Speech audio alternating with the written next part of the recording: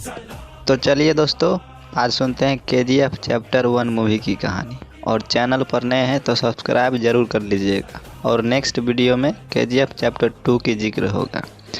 पत्रकार आनंद इंगलानी की किताब एल डोराडो, जिसमें 1991 और 2018 के बीच कोलार गोल्ड फील्ड्स KGF की घटनाओं का विवरण दिया गया था, पर भारत सरकार ने प्रतिबंध लगा दिया था। लेकिन एक दिन टेलीविज़न समाचार चैनल एक प्रति खरीदता है और उसका साक्षात्कार लेता है। 1951 में सरकारी अधिकारियों ने दक्षिणी मैसूर राज्य में सोने के अयस्क की खोज की, जहां उसी दिन राजा रॉकी कृष्णप्पा वेरिये का जन्म एक गरीब कम उम्र की महिला शांति के घर हुआ था।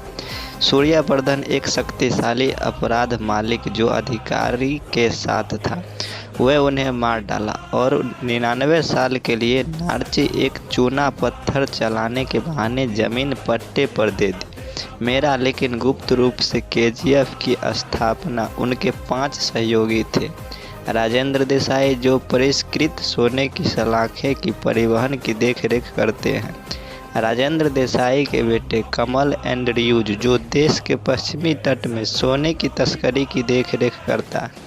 सरकारी डिवाइस SS पार्टी के गुरु अध्यक्ष गुरु पांडियर और सूर्यवर्धन के भाई अधीरा, जो KGF सुरक्षा का नेतृत्व करते हैं। सूर्यवर्धन को लकवा मार जाता है और वह अपने बड़े बेटे गुरूर को KGF का भावी उत्तराधिकारी नियुक्त करता है। बदले में गुरूर अधीरा की कार पर बमबारी करता है और उसे मृत मान लिया जाता है। सूर्यवर्धन के पूर्व सहयोगियों के नज़र अब KGF की दौलत पर है। रॉकी 10 साल के बच्चे के रूप में शांति की इच्छा के अनुसार धन और शक्ति के तलाश में बम्बई आता है।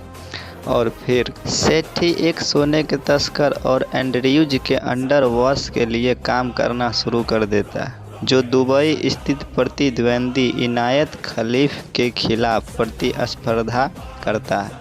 वर्षों बाद वह रैंक में ऊपर उठता है और बॉम्बे तट पर अफ्रीकी सोने की सलाखों के आगमन की देखरेख करता है। रॉकी का प्रभाव सेट्टी के अपने प्रतिद्वंदी से होने लगता है। एंड्रयूज, जो रॉकी के बारे में नोटिस करता है, उसे गुरूर की हत्या के बदले में बॉम्बे की पेशकश करता है। रॉकी ने प्रस्ताव स्वीकार कर लिया और बेंगलोर चला गया। वह देसाई की बेटी रीना से मिलता है, उसके साथ प्यार में पड़ जाता है और उसे स्वीकार करने के लिए उसका पीछा करता है, जो उसके भाई कमल के चिड़चिड़ेपन के कारण होता है। KGF से गुरूर को लुभाने के लिए एक मूर्ति उद्घाटन का आयोजन किया जाता है, लेकिन प्रयास शुरू होने से पहले ही टल जाता है। लौकी उस अधिकार और शक्ति का गवाह है जिसे गवाह आज्ञा देता है। गुरूर की हत्या का कोई अन्य विकल्प न देखकर रॉकी KGF की यात्रा करता है। गुरूर के गुर्गों के एक इकाई को मारने के लिए प्रवेश करता है। KGF में कामगार जिनका जबरन अपहरण किया जाता था, अमानवीय परिस्थितियों के अधीन किया जाता है और उनके साथ गुलामों जैसे व्यवहार किया जाता है। रॉकी उनमें से एक बन जाता है और हालांकि पहली बार में उदासीन होता है, वह एक गार्ड द्वारा मां और बेटे की निर्मम हत्या से हिल जाता है। रॉकी चुपके से एक रोल कॉल के दौरान रख रखाव कक्ष में खदान के नक्शे तक पहुंचता है और अपनी पत्नी और अजन्मे बच्चे की जान बचाने के लिए एक साथी दास द्वारा खुद को बलिदान करने के बाद बाल बाल बच जाता है। एंड्रयूज, कमल और देसाई को घटना के बारे में गलत जानकारी दी जाती है और वे मान लेते हैं कि रॉकी मारा गया है। रॉकी 23 गार्डों की एक पूरी यूनिट के साथ लड़ाई में शामिल हो जाता है। उनमें से प्रत्येक को एक अंधे दास को बचाने के लिए मार डाला जाता है, जिसकी वे बेरहमी से हत्या करने वाले थे। इस हरकत से रॉकी गुलामों की नज़र में मसीहा बनकर उभर आता है।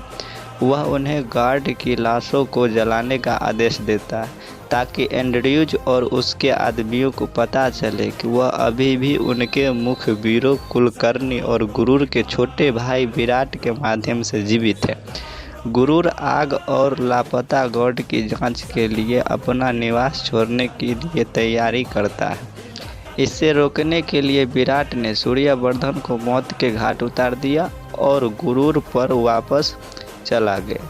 हाल ही में घटी घटनाओं से आहत गुरूर ने मां काली का आदेश दियाकर अनुष्ठान को आगे बढ़ाते हैं। अगले सप्ताह से अगले दिन तक पूर्ण निर्धारित किया जाना था। जैसे ही अनुष्ठान पूरा हो गया था, अपने पिता के सहयोगियों को मारने की योजना बना रहा था।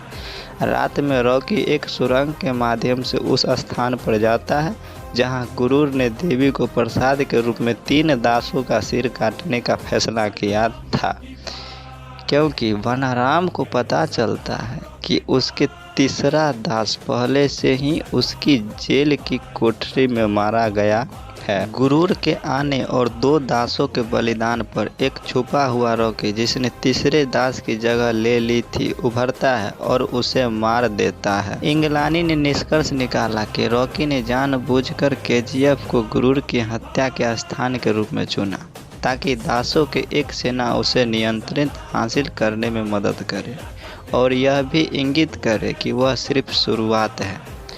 गुरूर की हत्या की खबर एक बकवास राजनेता रमिका सेन तक पहुंचाती है। अधीरा, जो वास्तव में जीवित है, फिर से उभरने की योजना बना रही है और खलील भी ऐसा ही करता है। फिल्म बानराम के साथ समाप्त होती है, जो अपने आदमियों को रॉकी और उसका सेना पर हमला करने का आदेश देती है। तो मूवी की कहानी हो गई ख़त्म। चलिए मिलते हैं नेक्स्ट वीडियो में केजीएफ चैप्टर 2 के साथ। तब तक के लिए जय हिंद।